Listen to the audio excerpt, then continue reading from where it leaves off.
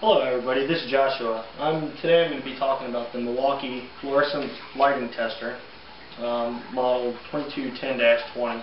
Milwaukee sent me this to test it out and let everybody know how it is, and it's actually quite an amazing tool. When you get into problems with fluorescent lights, obviously you want to know what it is. If it's if the lamp has gas in it, if it's that problem, you just push the button, test it. And I figured I'd use this temporary light that I use on jobs to give you an idea of certain situations you might come in contact with. First thing we're going to be doing is testing why it is it has power and none of the lights are on. So we're going to put it on ballast, put it on the lamp, hit the test button. There's nothing on that. Nothing on this one. Nothing on that one. So we know that's a ballast issue, not a lamp issue. So we're going to open it up, test the ballast. But just for the sake of things, I've already gone ahead and just disconnected it. I already know what the problem is. It is the ballast. Hook that back up, I'm going to plug it back in. Now we got light. Put it back on ballast. Got a lamp out. Hit the test button.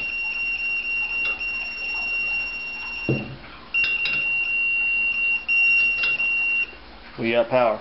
So now we're going to figure out what's wrong with this lamp. Turn the power back off. Set the lamp. Test it.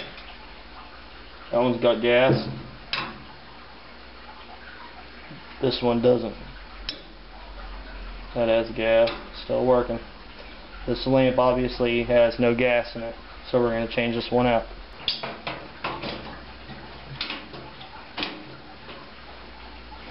Plug it back in.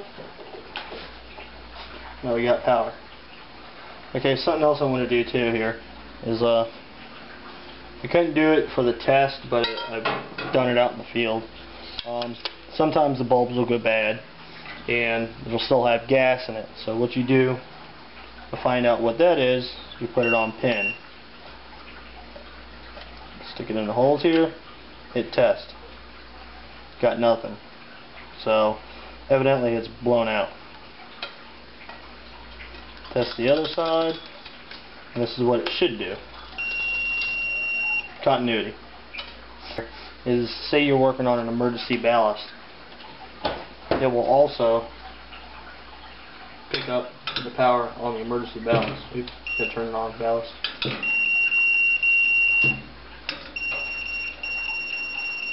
It also picks up that power.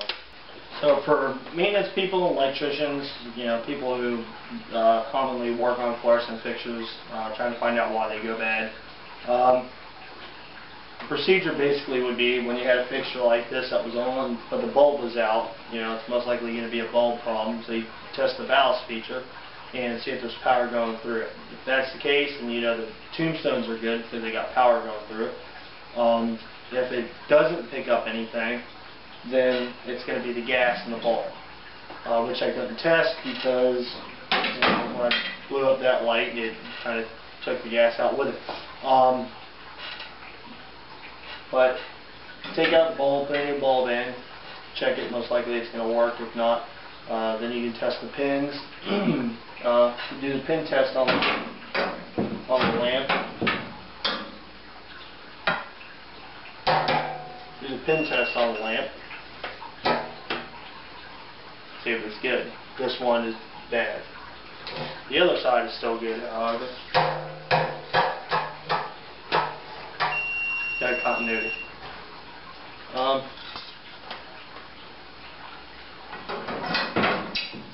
Like I said, for maintenance workers and electricians, it's a great little tool to have. Time saving, and will get it done quicker. Especially if you're doing 20 or 30 of them a day. Something else I wanted to point out about this is I can't think of how many people have these laying around. I know I definitely do. Not only is it good for, say shop stock or, in the truck or something, if you want to know which lamps are bad, because sometimes, you just stick them in a pile and forget to segregate them later. If that happens, just put it on a lamp, test all your lamps, find out which ones are good, which ones are bad. And these little curly cues, believe it or not, we'll actually test those too. Once again, this is Joshua testing out the Milwaukee 2210-20.